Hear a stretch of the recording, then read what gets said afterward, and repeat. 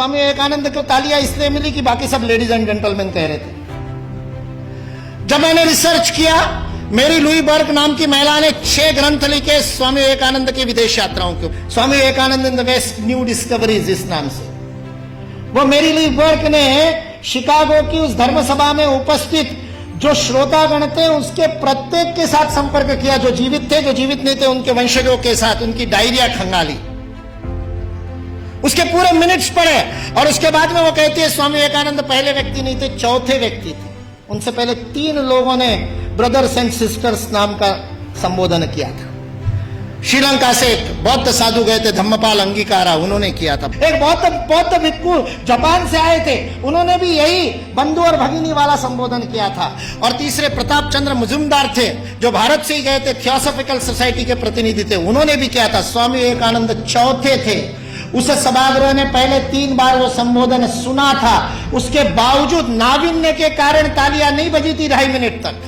उसके बावजूद 2.5 मिनट तक तालियां बजी, क्योंकि वहां खड़े हुए व्यक्ति के अंदर वह भातृत्व का, वह बंधुत्व का, वह अपनत्व का, वह आत्मीयता का, मेरा कोई है, इस प्रकार का बोध उस वाणी के माध्यम से श्रोताओं के साथ जुड़ा था। सुभाष चंद्र बोस बहुत जबरदस्त वक्ता थे, मुर्दे को जगा दिया उन्होंने। अपनी पूरी आजादी सेना युद्धबंदियों में से तैयार की थी। हारे हुए युद्धबंदियों के कैदियों के बीच में ऐसे प्राण फूंकते कि आजाद हिंद सेना की स्थापना हो जाए। वो सुभाष चंद्र बोस कहते हैं, आज स्वामी विवेकानंद जीवित होते तो उनके पैरों में मैं बैठा होता। उस सुभाष चंद्र बोस को किसी ने पूछा कि स्वामी विवेकानंद के शब्दों का असर क्यों हुआ, तो उन्होंने अपनी वो कवित्वमय वक्तृता में कहा था, जो बात होठों से बोली जाती है होठों तक पहुंचती है, जो बात गले से बोली जाती है मेरे जैसे चिल्ला चिल्ला के वो गले तक पहुंचती है, कभी कभी गले उतर भी जाती है, लेकिन हृदय तक वही बात पहुंचती है जो हृदय से कही जाती है। और स्वामी विवेकानंद के शब्द हृदय से कहते हैं।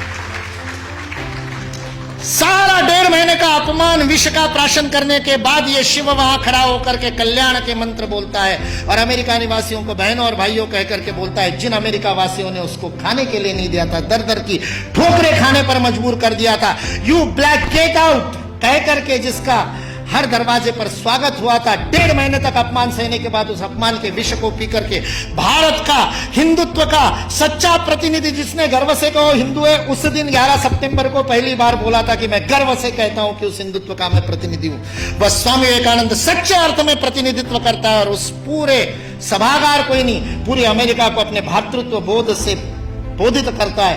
ये भारतीय संस्कृति की वैश्विक अवदान है, वसुधैव कुटुंबकम का भाव है। हमारे यहां किसी भी सामूहिक गतिविधि का सर्वोच्च आदर्श परिवार है। यदि आप अपने संस्था में परिवार का भाव स्थापित नहीं कर सके तो उस संस्था का नेतृत्व करने का आपको अधिकार नहीं है। यह भारत का बोध है। मैं कहता हूं ये कुछ नहीं बिगाड़ सकते, ये विकृति फैलाने वाले कुछ नहीं बिगाड़ सकते, क्योंकि इस देश का समाज जीवंत समाज, और जो शरीर जीवंत होता है उसके नाक में धूल का कण जाता है तो छींक मार करके भगा देता है। भारत ने भी छींक मार दी तो भाग गए बेचारे, कहां जाएंगे।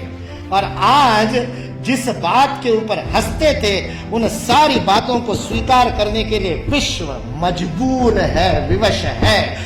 एंगस मेडिसन नाम के एक अर्थशास्त्री को काम दिया गया सन 2000 में। जिस कालगणना की आप दोनों ने बात की, उस कालगणना में 1000 की गिनती बड़ी महत्वपूर्ण थी, क्योंकि बाइबल में लिख दिया कि 1000 वर्ष जब पूरे हो जाएंगे तो मिलेनियम पूरा होगा।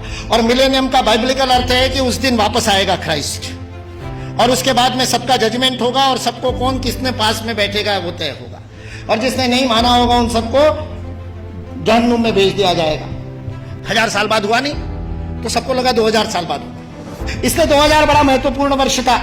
बहुत सारे सम्मेलन हुए सारी दुनिया में, और उन सम्मेलनों के बीच में दुनिया के सर्वाधिक विकसित देशों का जो संगठन है OECD, organisation for economic cooperation and development, जिसके लिए विश्व के सर्वाधिक GDP वाले पहले 7 थे, अब 15 हो गए, 16 हो गए देशों का वह संगठन था। उस OECD ने सन 2000 में एंगस मेडिसन नाम के अर्थशास्त्री को यह काम दिया कि वो विश्व का आर्थिक इतिहास लिखे। और चूंकि उनकी गणना, उनकी हिस्ट्री 0 ईस्वी से शुरू होती है, तो एंगस मेडिसन को भी काम दिया 0 ईस्वी से 2000 ईस्वी तक 2000 वर्ष का आर्थिक इतिहास लिख दीजिए। उस पुस्तक का नाम है economic history of the world millennial perspective by Angus Maddison. OECD.org इस वेबसाइट से आप डाउनलोड कर सकते हैं। 2000 वर्ष का आर्थिक इतिहास लिखा है एंगस मेडिसन ने। और वह एंगस मेडिसन कहता है कि पहले 1500 वर्ष 0 ईस्वी से लेकर के 1490 तक 99 तक सारे विश्व के जीडीपी में लगभग 2/3 66% योगदान देने वाला देश कोई था तो वो भारत देश था।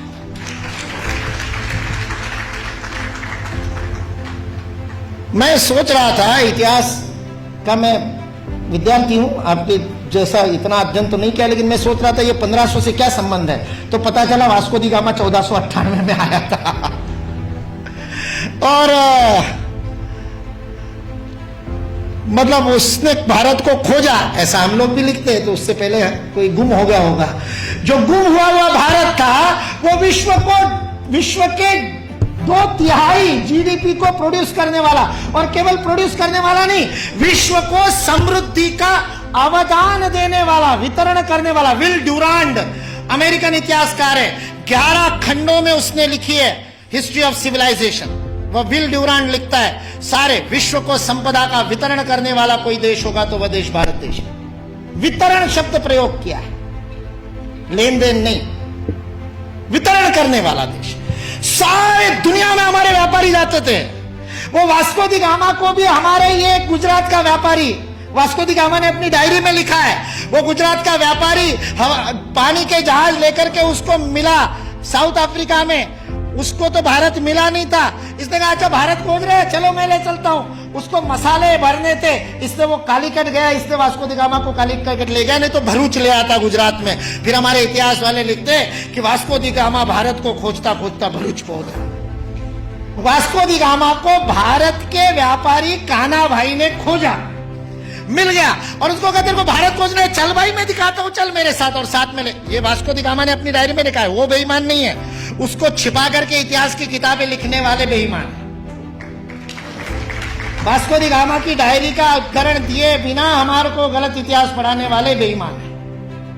वास्को दी गामा ने तो ईमानदारी से लिखा है। उसने ये भी लिखा है कि उस कान्हा भाई के जहाज मेरे जहाजों से कई गुना अधिक प्रगत थे।